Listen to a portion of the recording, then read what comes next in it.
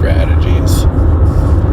A lot of the time we think about coping strategies as things like substance abuse or like turning to sex and things like that, or the things that we typically will kind of characterize as negative, right? Or having a negative relationship with something. But coping strategies aren't always negative. They don't always push us towards something that would classically be called negative. For a lot of us, work is a coping strategy.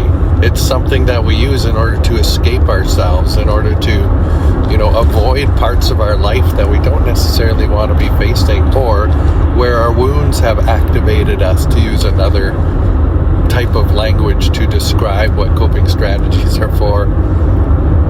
But for a lot of us, I would challenge and say, is our spirituality, is your spiritual practice a coping strategy?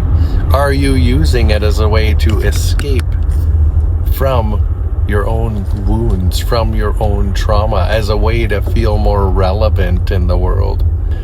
But coping strategies are simply the things we use, the strategies we use to avoid ourselves, to avoid the work that we know that we should be doing. It's just an easier path out. So where are you engaging in coping strategies? And is your spiritual practice a coping strategy? Is your work a coping strategy? Is your relationship even a coping strategy? Your friendships? There's so many things that you could use to avoid the work that you need to be doing, to avoid looking at that part of yourself that's wounded and painful, because that thing is distracting you from actually being able to engage in the process of self-definition. So if you could do one thing today, maybe pick one thing in your life and ask yourself, am I using that thing?